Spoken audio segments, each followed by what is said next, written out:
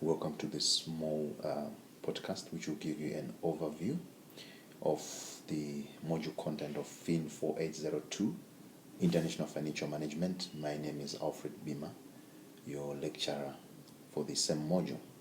In part 1, which is topic 1, covered from chapter 1 to chapter 5 of your textbook, we will cover mainly the international financial environment, or the environment in which a multinational corporation operates, and the foreign exchange markets that I'm showing there are the ones which are a medium in which the MNC, or the multinational corporation, works in. Things that emanate from this foreign exchange market that are of interest to this module are the dividend, remittance, and financing. What is the impact of remitting dividends from the host country or the subsidiaries of the parent multinational company into its own company? The investing and financing effect, how is it affected by the foreign exchange markets? The issues of exporting and importing, how are they affected by the variables in the foreign exchange markets? All these issues preeminate and affect our product markets, our subsidiaries, and also other international financial markets where we get our funding, like issuing a bond, a South African-based bond in America, or Canada, or in the Asian markets, or in the Asian financial markets. How is the foreign exchange markets going to impact us on those issues? Moving along to part 2, which is the exchange rate behavior. It's covered in chapter 6 to 8 of your textbook. It talks of issues relating to existing exchange spot rate.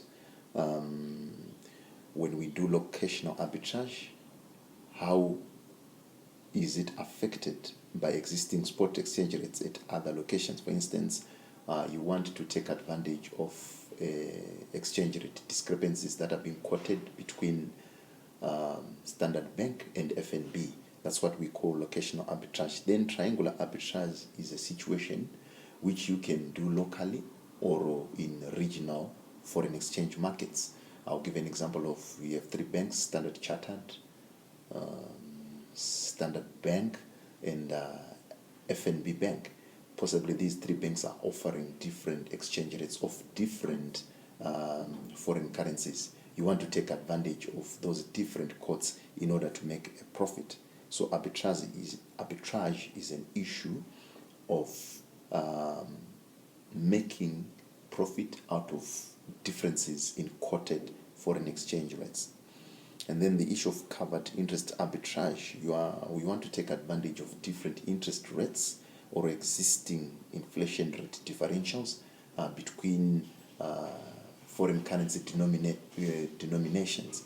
For example, you have a high interest rate in America and a low interest rate in South Africa, and you have a foreign exchange rate.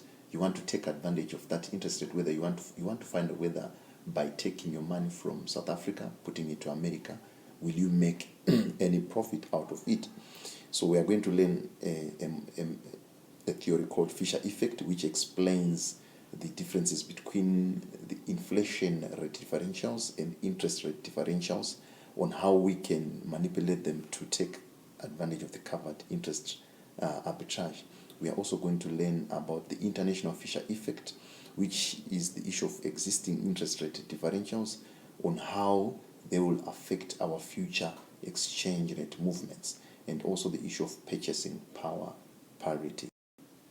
The next topic will be exchange rate risk management.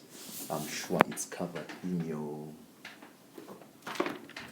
from chapters 9, possibly up to 13 of your textbook.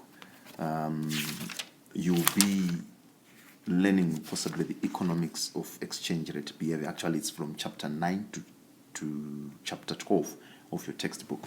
You'll be learning about the issues of information on existing and anticipated economic conditions of various countries, on historical exchange rate movements, on how they can affect you in forecasting exchange rates. This is helpful, especially when you are anticipating receiving money from your subsidiaries as a multinational corporation. You want to find out the risk of exchange rate movements, on how they are going to impact on your cash flows, whether you're going to be paying your creditors that are overseas, or you are paying your debtors that are also overseas or in countries where your subsidiaries are based. And if you have such information, you'll be able to manage exposure to exchange rate fluctuations. It also, the information on existing and anticipated cash flows, like I was saying, in each currency at each subsidiaries, will help you to measure your exposure to exchange rate fluctuations. So part 3 or chapters 9 to 12 mainly covers those.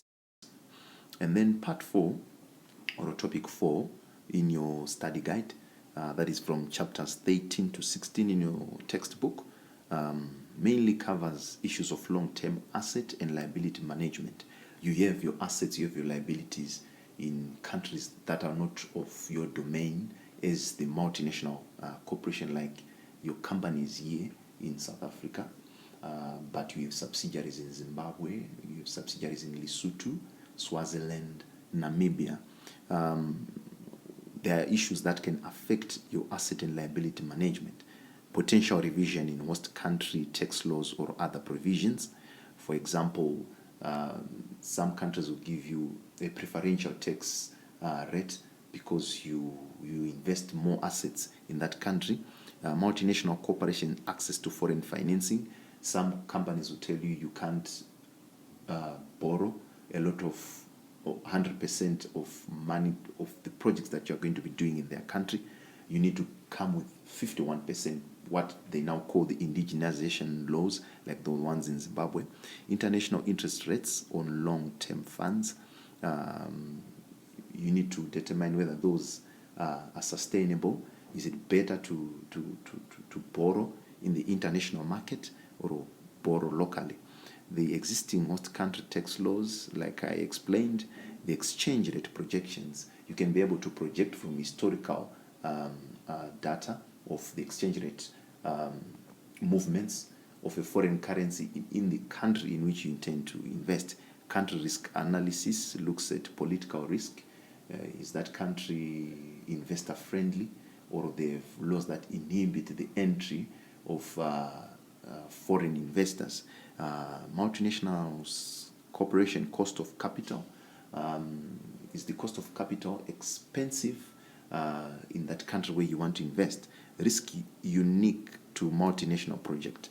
There are issues of environmental laws, like the Karoo fracking in the Karoo lands in South Africa, in the Western Cape and the Northwest province, where most of the international investors want to frack for gas, and it's becoming a big issue, especially here in South Africa.